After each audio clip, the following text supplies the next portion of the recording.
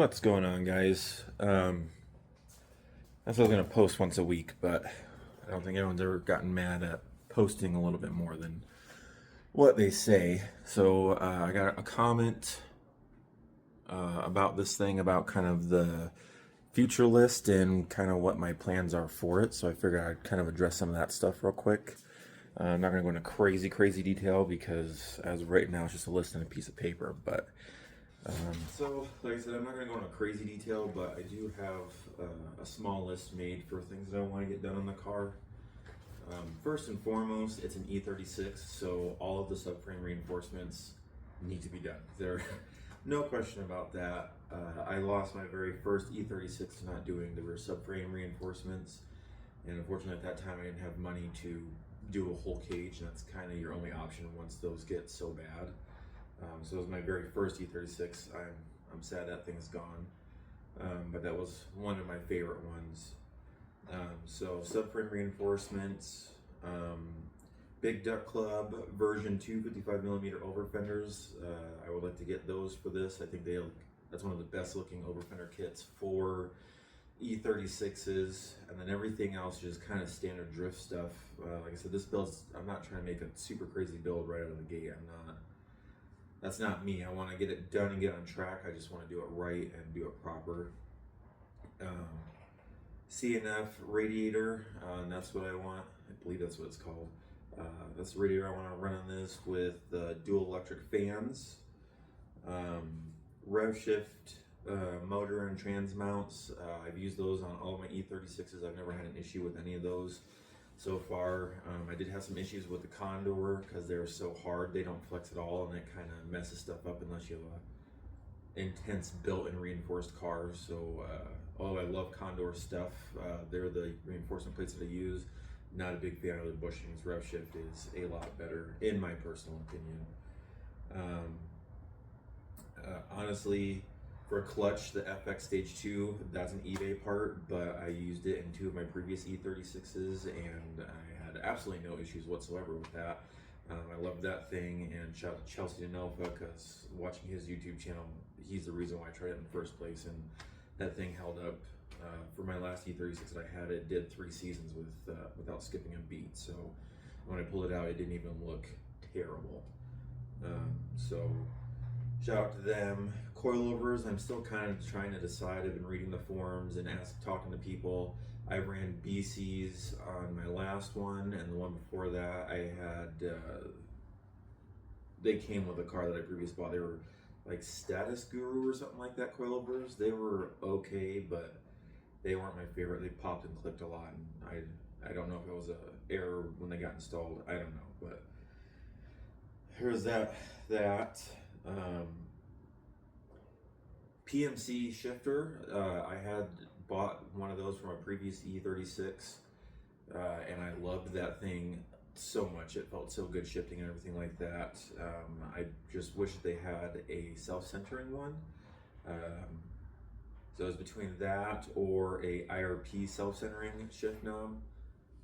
Because I have long arms, so it's nice just to have it pop back without me having to overreach and stuff like that. It's just a tall person preference right there at that point in time. Angle kit, I'm wanting to go with SLR just because I know it's so proven. They've been used a lot in a lot of different cars and the drift circuit and FD and stuff like that. So that's probably I'm going to go with that.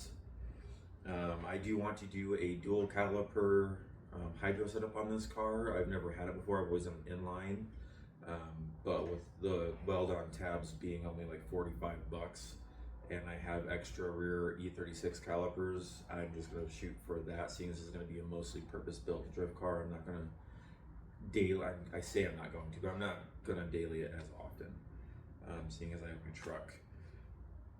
I'm going to do a bunch of delete things. This car has a really pushed in spare tire carrier, so I'm going to cut that out and just put in the trunk delete. I will be doing the HVAC delete stuff, so no, the heater core bypass and block off plate and all that fun stuff. That will be going on this car. I don't need heat. Like I said, it's not going to be a daily. I obviously am not driving it. Still has no front end. let's see. Doing ARP, seeing as I'm buying the motor, the motor's not in the car, I have to buy one. I'm just gonna take the time to rebuild it before I put it in there, just to make sure everything's good and golden. So I'm gonna do all the seals, just do the head gasket ahead of time, just to stay above that ARP head studs, because I am wanting to get an M52. I'm not really sure why M50s are so much more expensive than M52s right now, but seeing as I'm doing this on a budget, unless I find an M50 for cheaper than an M52, I'm going to be going M52. So, also, if anybody has any experience going with an OBD2 motor into an OBD1 car, any tips would be much appreciated. I know the crank sensor is different, and there's something else that's different. I believe the starter wire is different. But any advice on that would be much appreciated, because I've always just stuck to same harness, same car type of deals. So I will be doing strut reinforcements as well. These cars are notorious for ripping out the rear ones. I've done it twice. I'm learning from my past mistakes, so I will be reinforcing those as well. Also, I need to get somebody to look at the cage in this, because I don't know if I need to do more to make this cage legal, but I do want to finish the cage, so that's another thing that I need to get done. I do really also want the bacon arrow kit. It's one of my favorite kits. I love it. I know it's probably getting overplayed on e36s, but I love it. I want it. It's my car. I don't care what anyone has to say. Even if it's, I know that he sold it to somebody else, so I just got to figure out who's making that now. I don't even know if they make it for the stands yet or not. That is kind of my quick rundown on this thing, on stuff that I want to get done. I know there's going to be a lot more, and I didn't go over every single little thing, but I'm not really big enough for people to want to sit here and listen to what my future plans are, especially knowing that I'm working on a budget type build. So I just kind of went over things that are practical for me to get sooner than later. And I don't know if I showed the interior really well in my last video, but this is kind of what I'm working with. The car obviously was an auto at one point, but it does have the clutch pedal and everything's already ran. So whoever had this car before, the person that did the cage and stuff, they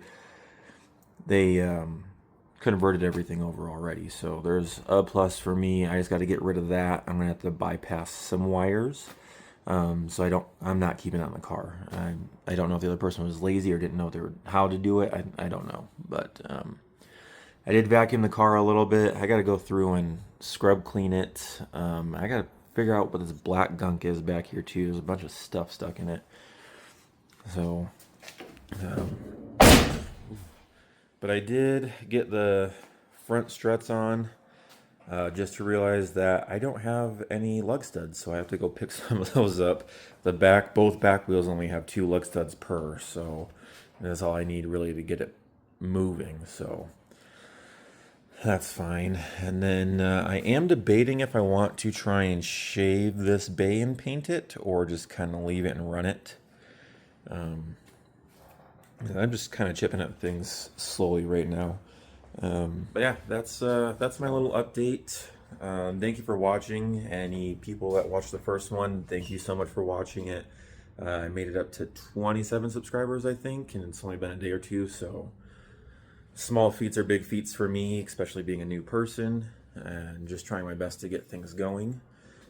But thank you for watching, and this hopefully we'll be getting some parts in here soon.